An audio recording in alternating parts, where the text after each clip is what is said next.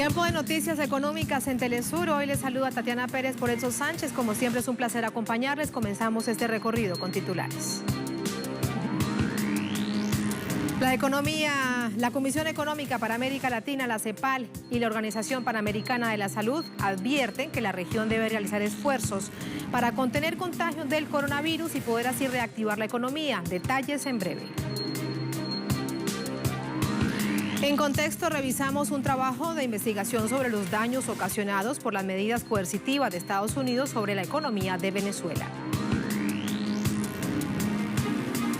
Y el Producto Interno Bruto de Estados Unidos de nuevo registra números negativos. En el segundo trimestre anotó la mayor caída de la historia como consecuencia de la pandemia. En Economía 360 les ofrecemos detalles.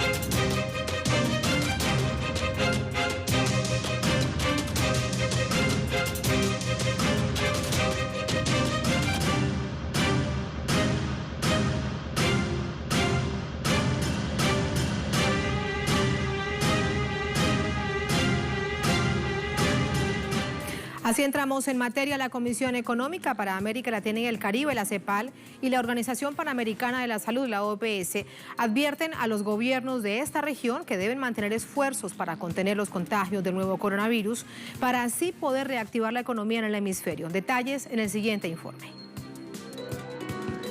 La región latinoamericana se ha convertido en una de las más afectadas por la pandemia del coronavirus, con 4,6 millones de contagios del total de 17 millones de todo el mundo. Frente a este escenario, la Comisión Económica para América Latina y el Caribe y la Organización Panamericana de la Salud advirtieron que de no lograrse frenar la cifra de contagios, será más cuesta arriba la reactivación económica. Durante la presentación de un reporte conjunto, tanto la secretaria ejecutiva de la CEPAL, Alicia Bárcena, como la directora de la OPS, Carice Tien, sostuvieron que sin salud no hay economía que funcione.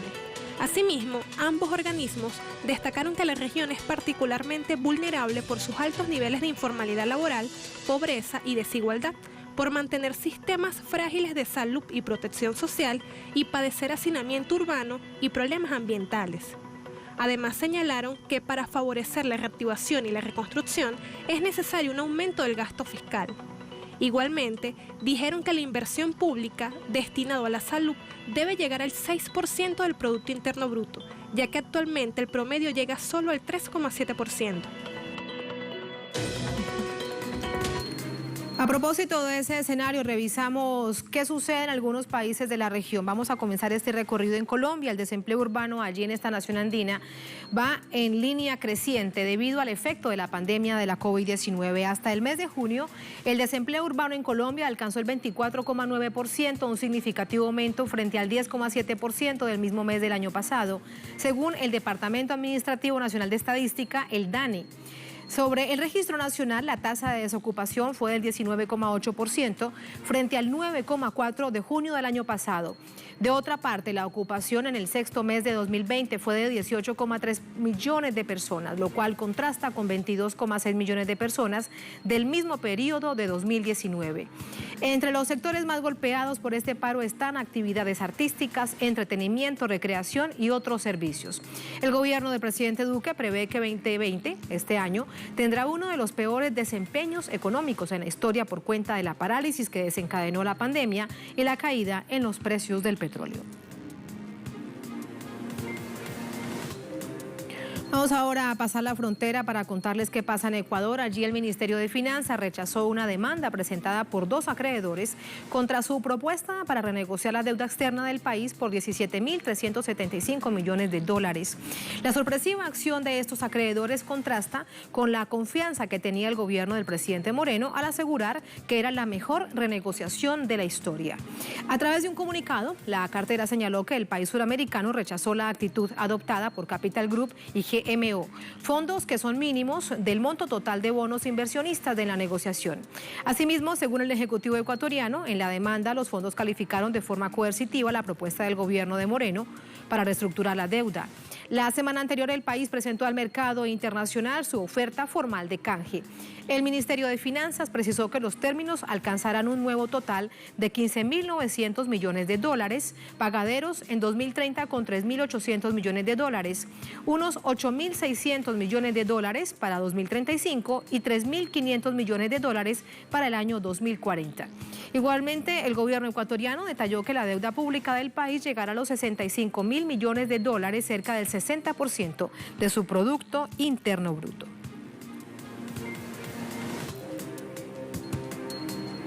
Vamos ahora a Panamá. El proyecto de presupuesto general para el próximo año será de unos 24.089 millones de dólares. El Consejo de Gabinete aprobó por unanimidad este 29 de julio el proyecto de presupuesto para la vigencia fiscal de 2021. En tanto, el presupuesto será de 24.089 millones de dólares, un 3,3% más frente al del año 2020, que fue de 23.322 millones de dólares. El proyecto aprobado estima inversiones por 7.766 millones de dólares. De estos, unos 2.507 millones de dólares serán destinados a instituciones descentralizadas y para el gobierno central llegarán unos 1.898 millones de dólares. Igualmente, unos 2.508 millones de dólares para los intermediarios financieros y otros 853 millones de dólares para las empresas públicas. En ese sentido, la propuesta distribuye un 42% del gasto para el desarrollo social, 17% para servicio de deuda, 15% para el sector financiero. Y esto seguido de otro 15% para la salud, 12% en educación, 5% para el sector de la justicia.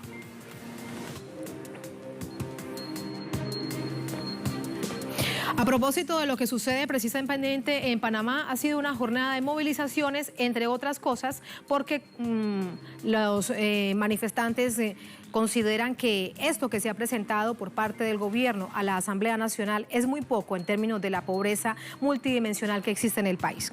Así nos vamos a ir a una pausa en esta emisión de Impacto Económico. Al volver en contexto, vamos a ampliar las medidas coercitivas que impone Estados Unidos a Venezuela y sus efectos en el plano económico de la nación suramericana. Volvemos con esto y más. Sigan con nosotros.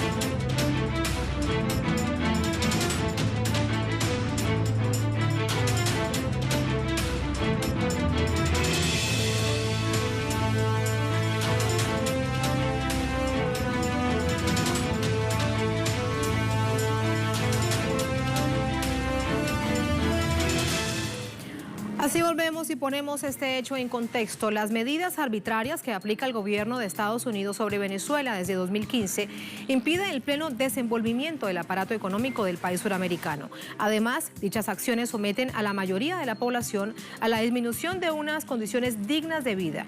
Al respecto, la agencia informativa Prensa Latina nos ofrece el siguiente trabajo de investigación. De acuerdo a la agencia Prensa Latina, la guerra económica de Estados Unidos contra Venezuela, implementada a través del bloqueo de activos y medidas coercitivas unilaterales, constituye el principal lastre al desarrollo del país suramericano. La misma está articulada en complicidad con un sector radical de la oposición y está dirigida a provocar la asfixia de la economía venezolana para generar una explosión social que conduzca a un cambio de régimen en la nación bolivariana. En opinión de la economista Pascualina Curcio, resulta imposible cuantificar todas y cada una de las afectaciones de la guerra que el imperialismo estadounidense ha impuesto a Venezuela. De acuerdo a datos actualizados, la política de sanciones y despojo de activos en el extranjero ocasionó a la economía venezolana una pérdida estimada en 194.000 millones de dólares solo entre 2016 y 2019. El monto equivale a aproximadamente 16 6 meses de producción nacional y resultaría suficiente para efectuar el pago de la deuda externa del país, calculada en 110.000 millones de dólares, según el Banco Central de Venezuela, o para importar alimentos y medicamentos durante 45 años. Agregan que las pérdidas económicas se derivan de los activos y cuentas del Estado venezolano bloqueados o saqueados en el exterior, así como todos los ingresos que el país dejó de percibir debido a las restricciones a las exportaciones, en especial por el ataque directo al sector de los hidrocarburos. Este estudio de Prensa Latina también indica que las sanciones de Estados Unidos contra Venezuela afectan los ingresos y producción de la industria petrolera del país y por ende a la población. El estudio de la agencia Prensa Latina muestra la opinión de la economista Pascualina Curcio, quien recordó las palabras del ex embajador de Washington en Caracas, William Brownfield, cuando admitió el impacto directo de las sanciones a la empresa estatal Petróleos de Venezuela, PDVSA, en la alimentación, seguridad y salud pública, lo cual aceleraría el colapso del gobierno. En ese contexto, la experta destacó que el sector de los hidrocarburos genera el 95% de las divisas de la nación suramericana por concepto de las exportaciones y su disminución afecta por ende las importaciones de insumo, repuestos y maquinarias para la producción interna. El bloqueo comercial y financiero contra PDVSA, la dificultad e imposibilidad de comprar repuestos e insumos, unidos a las trabas financieras, influyeron en una caída del 64% de la producción de petróleo en Venezuela de 2,8 millones de barriles diarios en 2013 a alrededor de 1 millón en 2019. Asimismo, en igual periodo, las exportaciones petroleras cayeron en 78% al pasar de 85.000 a 19.000 millones de dólares anuales.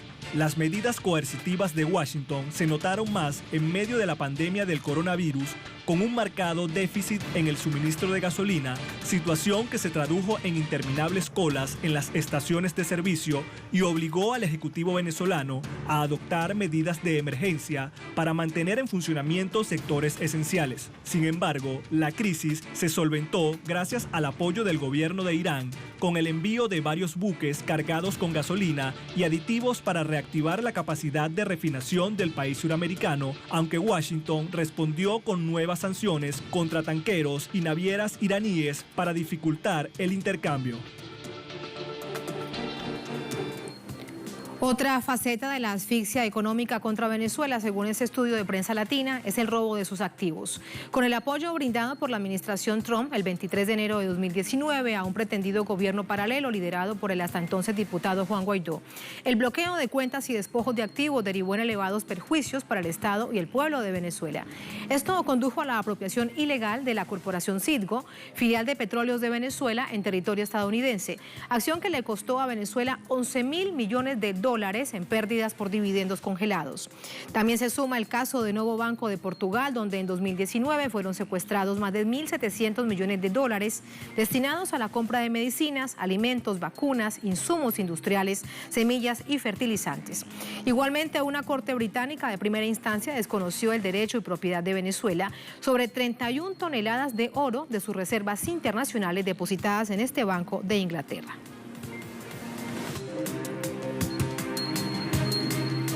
Así nos vamos a otra pausa muy breve en esta emisión de Impacto Económico. A la vuelta, Nuestra Economía Reporte 360. Les contamos de cuánto fue la caída del PIB que registró Estados Unidos en el segundo trimestre de este año.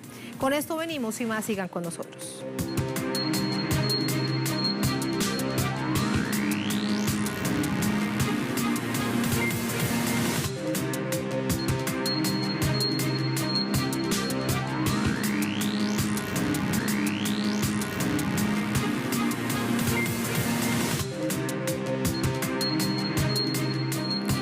Volvemos, tal como lo adelantábamos antes de la pausa. El Producto Interno Bruto de Estados Unidos registró una contracción anualizada en el segundo trimestre de este año del 32,9% como consecuencia del impacto de la pandemia del coronavirus, según el Departamento de Comercio Nacional. Asimismo, la entidad señala que la baja entre abril y junio es la mayor desde los registros de 1947. La agencia gubernamental también precisa que prácticamente todos los componentes del PIB registraron datos negativos en el segundo trimestre del año. En ese contexto, el gasto de hogares y bienes descendió entre abril y junio un 34,6% y un 11,3% respectivamente. Le sigue el gasto en servicios, que marcó una caída de 43,5% en dicho lapso. Esto sin contar que la inversión de las empresas descendió un 27% entre abril y junio. Los datos del Departamento de Comercio se conocen un día después que el presidente de la Reserva Federal, Jerome Powell, reconociera la desaceleración de la actividad económica nacional, una situación que obliga a la propia Fed a mantener las tasas de interés en niveles cercanos a cero y a continuar la inyección de dinero en la economía. Revisamos otros asuntos. La tecnológica china Huawei se posiciona como el mayor vendedor de teléfonos inteligentes del mundo en el segundo trimestre del año, según la firma de análisis de mercado Canalys. El gigante chino en dicho periodo vendió 55,8 millones de teléfonos a nivel global, superando por primera vez a Samsung, que vendió 53,7 millones según esta consultora. De esta manera, Huawei se convierte en la primera compañía en romper el duopolio Apple-Samsung en la cabeza de la lista de vendedores mundiales de smartphone. Las sanciones de Estados Unidos ahogaron el negocio de Huawei fuera de China, de acuerdo a Canalys, pero su actividad creció en el mercado local. ¿Y de qué manera? Más del 70% de los teléfonos inteligentes de Huawei se venden ahora en suelo chino, donde Samsung tiene una parte muy pequeña del mercado, con menos del 1%. Estados Unidos mantiene sanciones a la compañía y una campaña internacional para tratar de convencer a sus socios de que Huawei tiene peligrosos vínculos con la inteligencia china, y nada ha sido comprobado. El Banco Asiático de Infraestructura aprueba préstamo para Indonesia. Así lo titula el portal web Vietnam Plus. Lo vemos en pantalla. El Banco Asiático de Infraestructura aprobó un préstamo para Indonesia para desarrollar la infraestructura y abordar los efectos de la pandemia de la COVID-19, según confirmó Lucky Eko, vicepresidente y director administrativo de la entidad financiera. De esta manera, Indonesia recibirá un crédito por valor de $2.000 millones, la mitad de los cuales se utilizará para el desarrollo de infraestructura, incluidos los proyectos de riego, construcción urbana, rehabilitación de aldeas, zona económica especial de Mandalika. El monto restante se dedicará a la gestión y recuperación de la crisis causada por la pandemia de este nuevo coronavirus.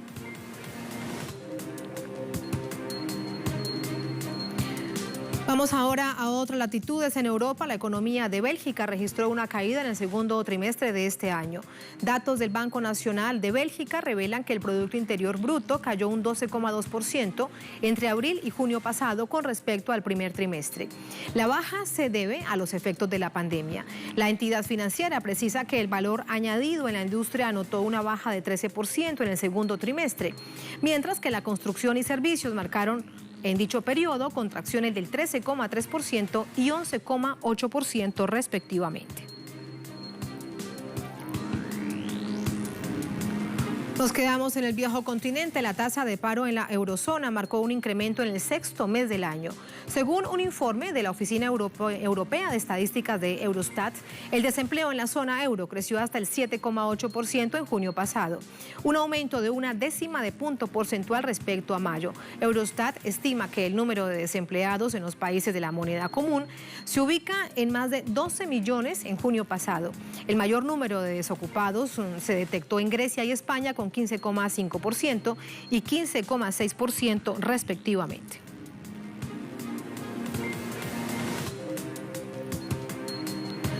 Algo más por contarles. El fabricante de automóviles Renault informó que registró pérdidas de 7.300 millones de euros en el primer trimestre de este año. Todo esto, dicen, debido a la pandemia y a las dificultades de su socio japonés Nissan. El grupo francés indicó que no hará ninguna previsión financiera para el ejercicio de este año por la incertidumbre que hay en el mundo. La directora general adjunta de Renault, Clotilde Delbos, dijo que la crisis sanitaria tuvo un fuerte impacto en los resultados de la primera mitad del año, que se ha sumado a la dificultades preexistentes. Renault, que también dispone de las marcas Dacia, Lada, Alpine, Samsung Motors, se vio perjudicado por su exceso de producción a nivel global, acentuado por la crisis sanitaria y la parálisis del mercado automovilístico.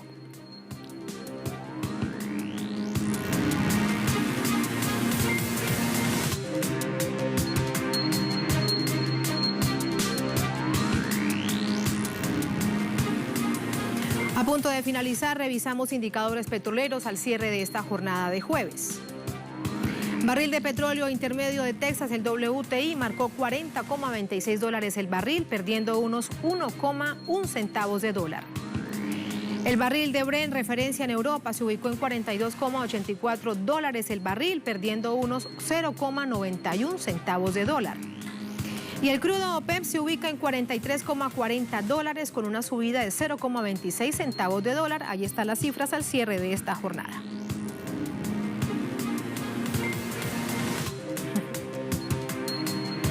Así ponemos punto final al Impacto Económico. Un placer como siempre acompañarles. Recuerden que esperamos sus comentarios en impactoeconómico@telesurtv.net. Un placer como siempre. Sigan con nosotros.